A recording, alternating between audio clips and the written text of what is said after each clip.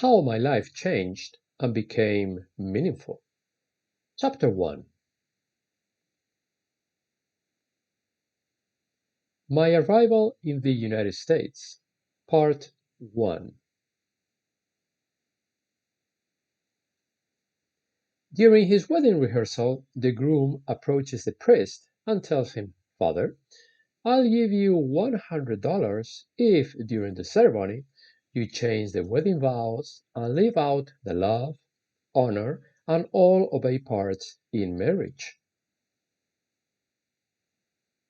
Immediately after, he presses the $100 bill into the priest's hand and walks away with a big smile on his face.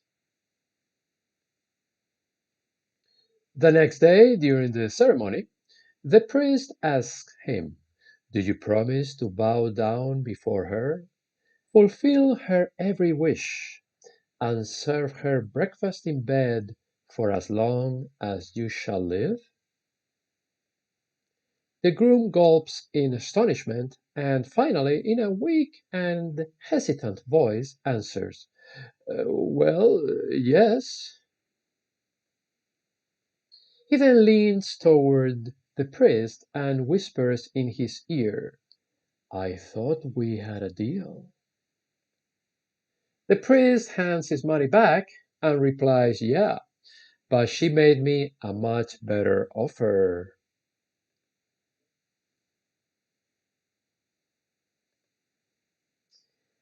How little did I know about what the destiny had prepared for me as I headed towards the city of Orlando when I boarded the McDonnell Douglas DC-10 Iberia Airlines of Spain airplane together with my father on 24th June 1986.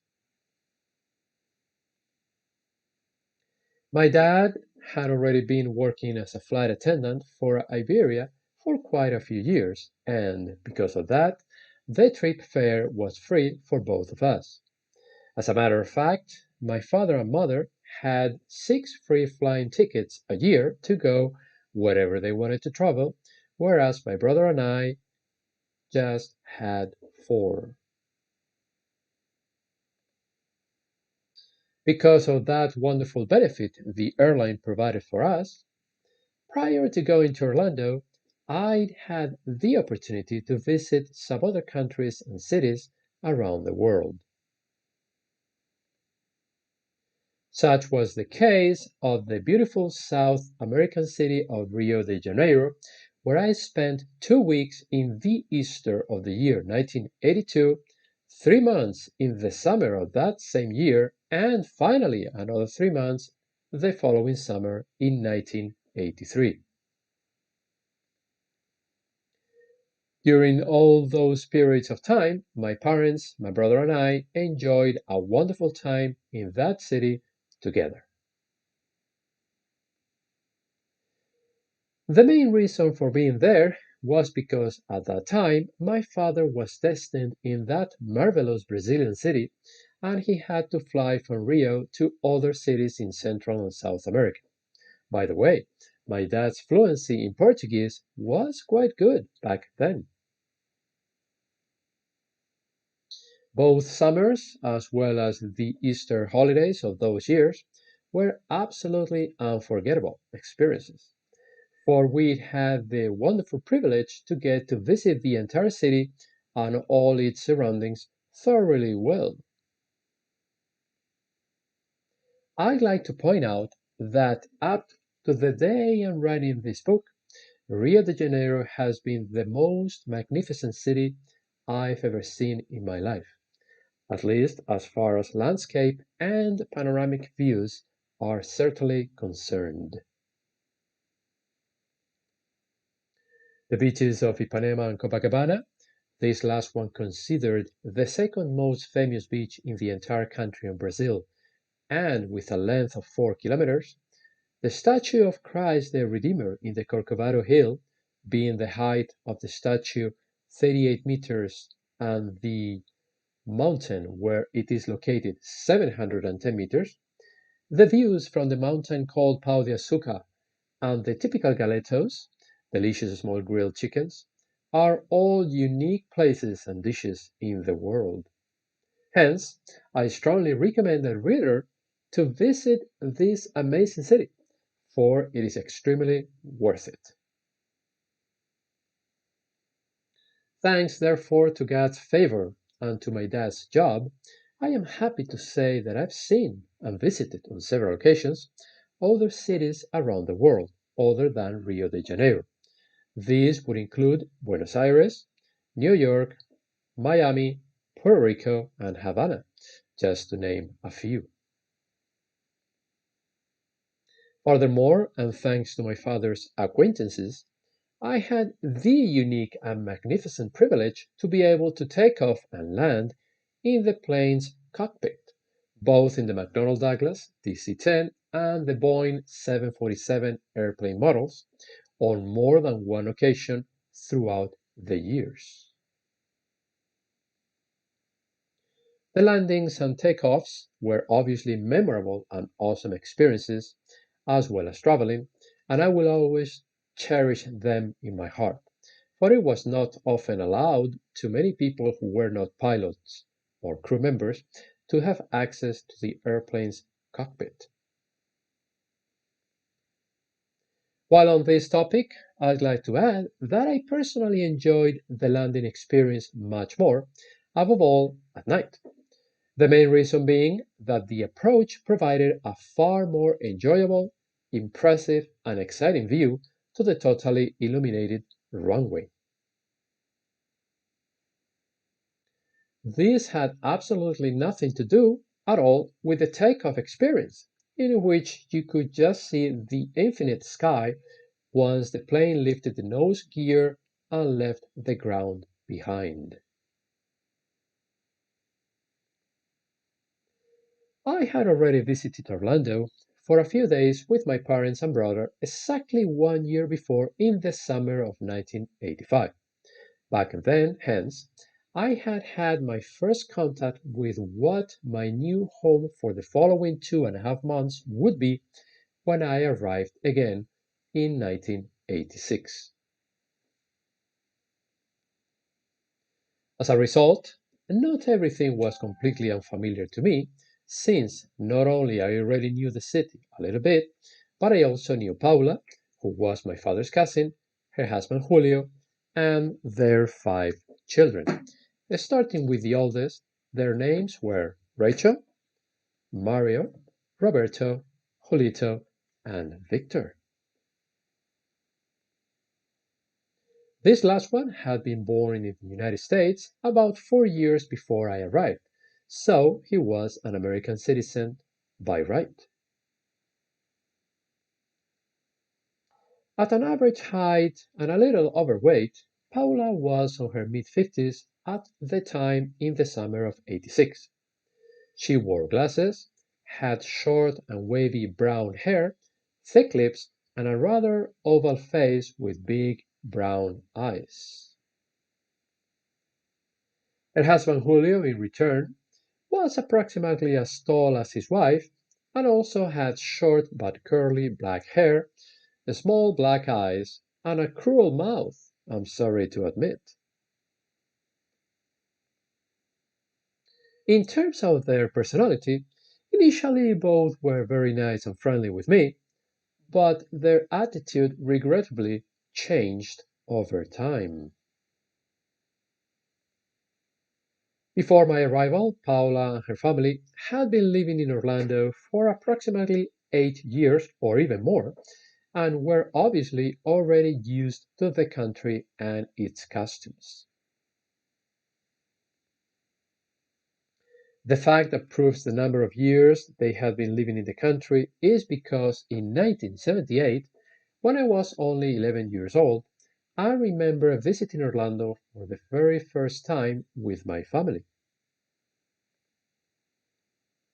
We initially flew to Miami and then took a bus to Walt Disney World in Orlando, where I met Paula and some of her family members who were waiting for us at the entrance of the main theme park called the Magic Kingdom. That was consequently my first real contact with the family and the city of Orlando, rather than in 1985, which was my second. Hence, the summer of 1986 was my third trip to the city that would become sort of my home for the next 9 years and 5 months of my life. I still have a few pictures of that first trip in 1978, in spite of the years that have gone by since then. What is more, one of my dad's co-workers at the time also took his family along with him on that trip, and we all went to Orlando to visit the famous Disney park for the first time in our lives.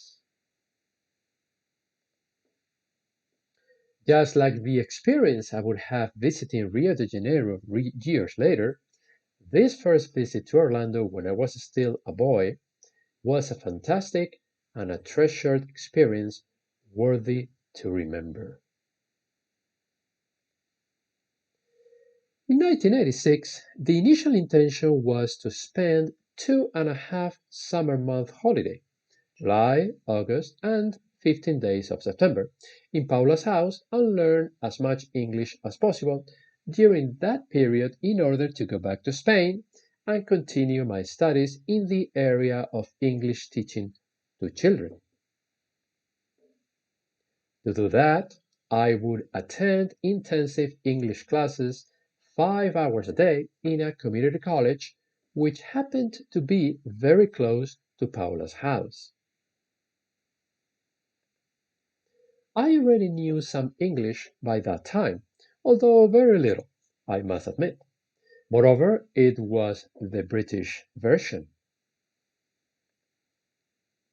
The difference between this English and the one used in North America lies mainly in the pronunciation as well as in some lexical aspects.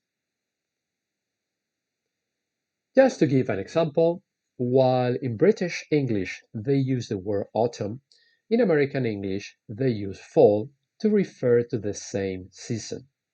In any case, speakers from both countries can communicate perfectly, just as well as a native speaker from Spain and another one from Mexico, for instance. When I arrived in Orlando, two of Paula's youngest children, Roberto and Julito, were still in high school. Victor, in turn, was in primary school, and Rachel and Mario, who were the oldest, were both working.